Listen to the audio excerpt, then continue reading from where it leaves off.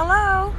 Hi from Central Park. I'm in New York City this evening, and I'm super excited to share with you the 3 purple pedaling ponies. I hope everybody had a great week. I hope everybody had a great weekend. And I'd like to tell you what inspired this super fun story. I was out taking Ladybug for a walk one afternoon when I saw a young woman riding a bicycle. She had a very long skirt on, very thin sandals that were way too big for her, and she was having a hard time maneuvering her bicycle while riding it, while a car was trying to make up their mind where they wanted to park. She ended up falling off in slow motion. A couple of days later, the 3 purple pedaling ponies came to mind. And I sat in bed with Ladybug and we wrote this story.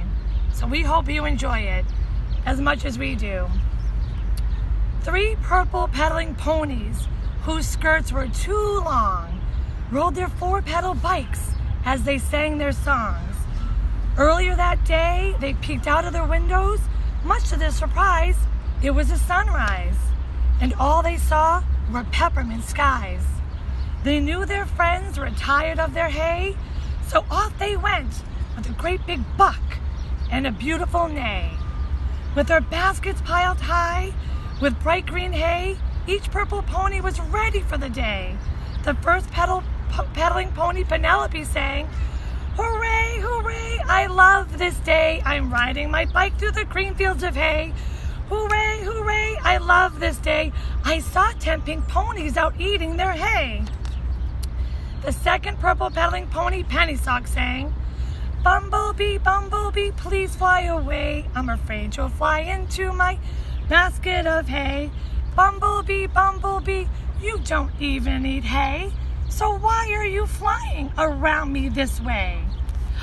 Our third purple pedaling pony, Petunia, sang, "Oh, little green frog, oh, little green frog, you look so cute in your little rain clogs. Little green frog, oh, little green frog, someday we'll picnic atop of that log." They pedaled in their feet with their shoes too long, but they didn't mind. They kept singing their songs. They chewed their hay and they pedaled away, and they sang and they sang and they sang away.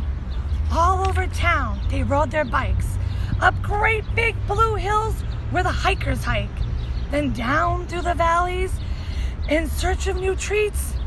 They found the gardens where the locals eat, polka dot carrots in blue, white, and green, the prettiest carrots they'd ever seen, piled high to the sky, wrapped up in gold bows. All 3 ponies pedaled as fast as they could go. They looked into their baskets where there was once hay. "We'll take them all, hip hip hooray." As they started back home to their farm in the hills, they had a new song for which they were thrilled. Together they sang and together they pedaled. They had a new song for their friends in the meadow. We're on our way to say to you, forget the hay. We have something better to bring your way." All 3 ponies, it's a little breezy. All 3 ponies pedaled their bikes until they were clear out of sight. They pedaled really fast to get home before night. The 3 purple pedaling ponies knew how boring hay could be, so they went on an adventure to see what could be. As they returned home, their friends were fast asleep. Droopy bottom lips and tucked in feet, with one bent hind leg and a lip hanging down, they knew their friends were sleeping sound. Tomorrow they would show them their new eats. Tomorrow would come faster if they went straight to sleep. So they tucked their feet right into their shavings, their hay bellies still full of cravings. They dreamt of their colorful carrots wrapped up in gold bows, piled high in their baskets right under their nose. Baskets of carrots where there once was hay. Each purple pedaling pony had a beautiful day. A day of exploring and a day of hooray. A day of thinking of others, not just about hay. The end. Thank you for listening. I hope you enjoyed our story. A couple of Facebook Lives ago, on a Wednesday night, I introduced you to my friend Wendy and her sheep and her donkeys and her chickens and her rooster.